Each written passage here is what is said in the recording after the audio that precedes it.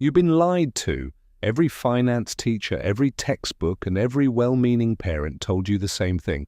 Follow the 50-30-20 rule and you'll be fine. 50% needs, 30% wants, 20% savings. Sounds perfect, right? Here's the problem. That rule was invented in the early 2000s when rent was cheap, student loans were manageable, and inflation was a ghost story. In 2026, that rule could actually be keeping you broke. Stay with me because by the end of this video, I'm going to show you a smarter, more flexible system that works with your life, not some textbook fantasy. Let's get into it. Why 50-30-20 fails today? Here's a real scenario. Meet Alex. Alex earns $4,000 a month after taxes.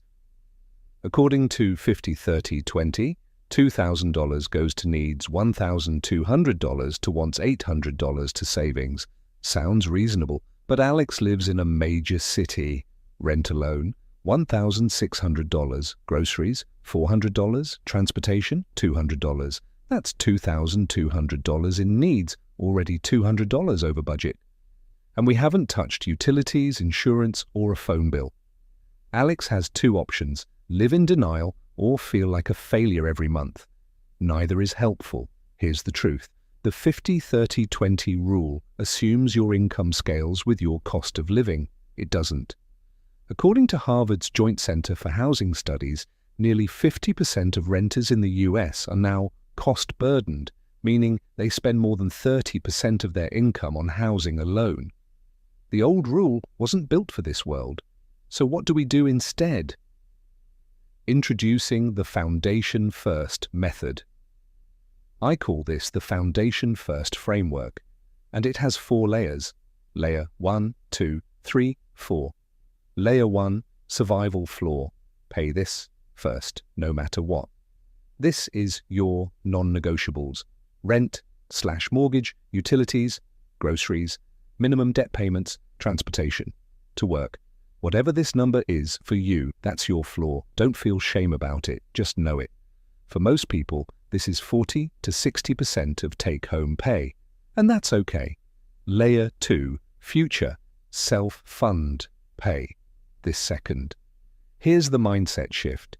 Save before you spend on wants, even if it's $50 a month, even if it's $20. The goal is automation. Set up an automatic transfer the day you get paid.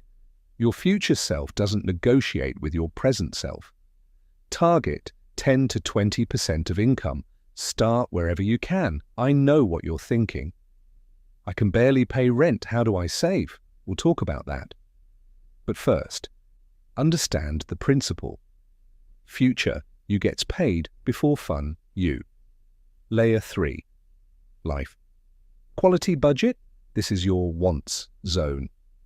This is eating out, subscriptions, clothes, hobbies, fun. But here's the twist, this number is what's left after layers 1 and 2, not a preset 30%. Some months it'll be 25%, some months 15%, that's real life. The key is tracking it so it doesn't silently drain you. Layer 4, momentum. Money, optional but powerful. This is extra debt pay down, investing beyond your emergency fund, or saving for a specific goal, house, travel, business. Once layers 1 to 3 are handled, every extra dollar here builds real wealth. The tools that make this work. Let's talk execution. Because a great framework without action is just a motivational poster. Tool number 1, zero-based budgeting. Give every dollar a job at the start of the month. Income minus all assigned expenses equals $0. Apps like YNAB, you need a budget, or even a simple Google Sheet work great for this. Tool number 2, the 24-hour rule. Before any unplanned purchase over $50, wait 24 hours. Studies show this single habit reduces impulse spending by up to 30%. Tool number 3, the pay yourself first automation. The moment your paycheck hits, automatically move your Layer 2 savings to a separate account. High-yield savings accounts right now are paying 4 to 5% APY. Your money should be working while you sleep. Tool number 4, weekly 10-minute money check-in. Not a full budget review, just 10 minutes. Look at your transactions, spot any surprises, adjust if needed.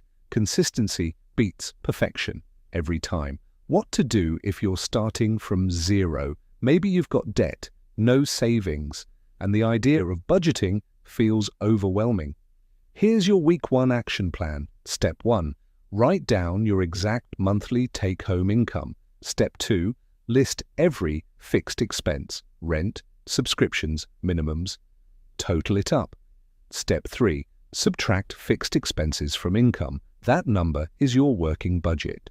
Step 4, set up one automatic transfer, even $25, to a savings account. Step 5, track every purchase for 7 days. Just observe, no judgment. That's it. That's week 1. You are not behind, you are not broken, you are starting, and starting is everything. The people who win financially aren't smarter, they're just slightly more consistent, slightly earlier. Outro plus call to action. Here's the recap. 1. The 50-30-20 rule is outdated for modern income and cost realities. 2. The foundation. First framework works with your actual life. Layer 1, survival floor.